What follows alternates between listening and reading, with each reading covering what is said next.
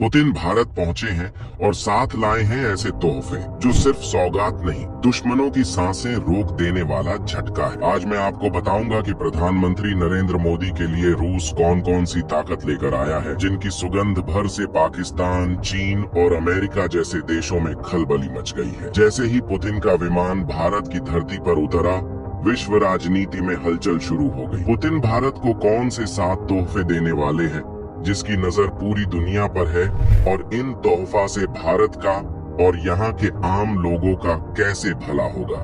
चलिए एक एक करके सारी बातें इस वीडियो में जानते हैं। इस समिट ने साबित कर दिया, भारत अब वह पुराना देश नहीं रहा जिसे दुनिया हल्के में लेती थी। भारत अब दुनिया के बड़े देशों की बराबरी करता है। अमेरिका हो या चीन, अब हर बड़ा देश भारत की राय का इंतजार करता है। मोदी सरकार की विदेश नीति ने भारत को नई पहचान दी है। आज भारत ऐसा राष्ट्र बन चुका है जो न किसी से डरता है न झुकता है। भारत अब अपनी शर्तों पर चलता है और इसी उभरती शक्ति का प्रमाण है पुतिन का भारत आना, और वह भी 7 बड़े तोहफों के साथ। सबसे पहले आते हैं उस तोहफे पर जिसने दुनिया को हिला दिया, सुखोई Su-57। यह रूस का सबसे उन्नत लड़ाकू विमान है।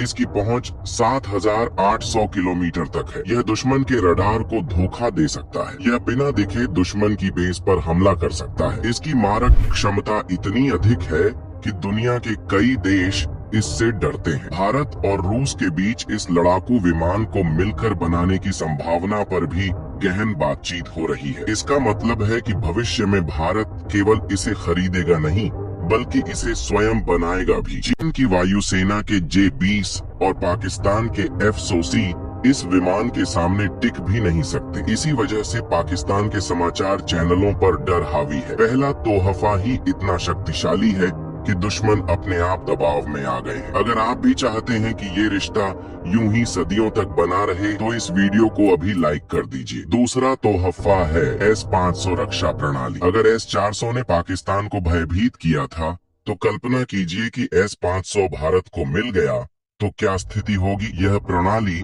500 से 600 किलोमीटर दूर से आने वाली मिसाइल, विमान, ड्रोन सब कुछ हवा में नष्ट कर सकती है। यह सिर्फ 5 मिनट में प्रक्षेपण के लिए तैयार हो जाती है। 200 किलोमीटर की ऊंचाई तक यह दुश्मन को रोक सकती है। दुनिया में केवल कुछ ही देशों के पास ऐसी तकनीक है। भारत के पास यह आ जाए तो भारत का आसमान अभेद्य हो जाएगा। पाकिस्तान तो पहले ही डरा हुआ है, लेकिन चीन भी इसे लेकर चुप है, क्योंकि चीन जानता है कि भारत के हाथ यह तकनीक लग गई तो एशिया में सबसे मजबूत वायु सुरक्षा भारत की होगी। तीसरा तोहफा है परमाणु ऊर्जा से चलने वाली पनडुब्बी। समुद्र की गहराइयों में छुपा यह तोहफा भारत के लिए बेहद महत्वपूर्ण है। रूस भारत को एक ऐसी पनडुब्बी दे रहा है जो महीनों तक पानी के अंदर चल सकती है। यह बिना सतह पर आए दुश्मन पर हमला कर सकती है।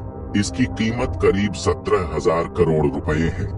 इसे भारत को 10 वर्ष की लीज पर दिया जाएगा। भारतीय नौसेना के लिए यह एक वरदान से कम नहीं। चीन अपनी नौसेना को हिंद महासागर में भेजता रहता है, लेकिन यह पनडुब्बी भारत को समुद्री क्षेत्र में सर्वोच्च शक्ति बना देगी। यह पनडुब्बी दुश्मन को बिना बताए हमला कर सकती है। यह भारत को समुद्री मोर्चे पर अभेद्य बना देगी। यह तीसरा तोहफा दुश्मनों की योजनाओं पर पानी फेर देगा।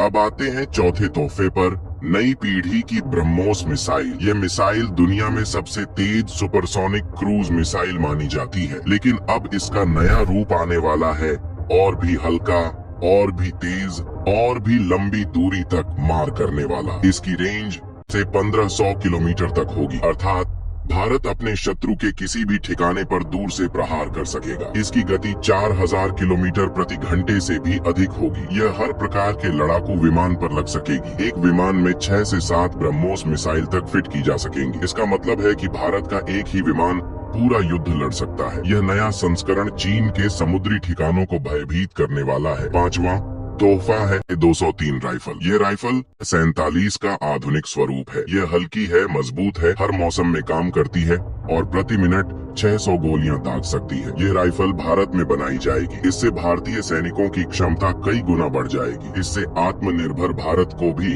बढ़ावा मिलेगा। दुश्मन के खिलाफ भारतीय जवान और अधिक सशक्त होकर खड़े होंगे। यह हथियार भारतीय सेना को आधुनिक और अग्रेसिव दोनों बनाएगा। छठा तोहफा है भारत के नागरिकों के लिए रूस द्वारा निशुल्क वीजा व्यवस्था, अर्थात भारतीय नागरिक बिना वीजा के रूस जा सकेंगे। यह केवल यात्रा की सुविधा नहीं, ये दोनों देशों के रिश्ते में आया बड़ा परिवर्तन है। ये सामान्य देशों को नहीं मिलता, ये उन देशों को मिलता है जो एक दूसरे को रणनीतिक साथी मानते हैं। इससे भारत और रूस के बीच व्यापार बढ़ेगा, पर्यटन बढ़ेगा, शिक्षा और संस्कृति का आदान प्रदान बढ़ेगा। लाखों भारतीयों को रूस जाने का अवसर मिलेगा। यह उन युवाओं के लिए भी मार्ग खोलेगा जो दुनिया देखना चाहते हैं या नए अवसर खोजते हैं। यह तोहफा आम भारतीयों को सीधे लाभ देने वाला है। अब आता है सातवां और सबसे महत्वपूर्ण सामाजिक आर्थिक तोहफा। रूस भारत के लाखों युवाओं के लिए रोजगार के अवसर खोलेगा। रूस में इस समय श्रमिकों और कुशल कर्मचारियों की भारी कमी है। रूस अपने देश के विकास के लिए भारत से बड़े स्तर पर इंजीनियर, डॉक्टर, निर्माण क्षेत्र के कर्मचारी, IT विशेषज्ञ, तकनीकी कर्मचारी सबको बुलाने की तैयारी कर रहा है। ये भारत के युवाओं के लिए अद्भुत अवसर होगा।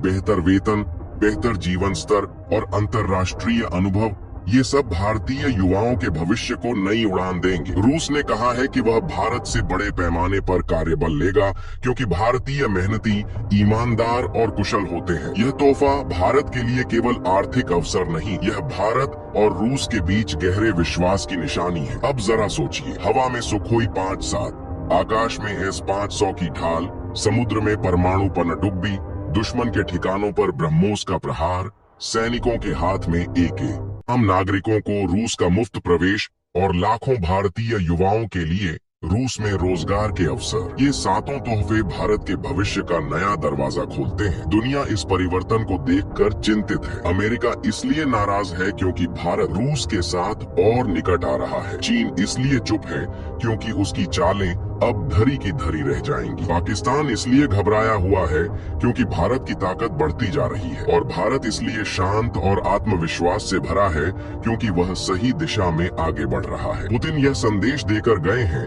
कि रूस भारत को केवल मित्र नहीं बल्कि समान शक्ति वाला रणनीतिक सहयोगी मानता है, और भारत भी रूस को केवल सहयोगी नहीं बल्कि भविष्य का साझेदार मानता है। आने वाले वर्षों में भारत और रूस की साझेदारी दुनिया को नया रूप देगी। अगर आप भी मानते हैं कि भारत का समय आ चुका है तो कमेंट में लिखिए जय हिंद, और दोस्तों चैनल को सब्सक्राइब करना ना भूलें।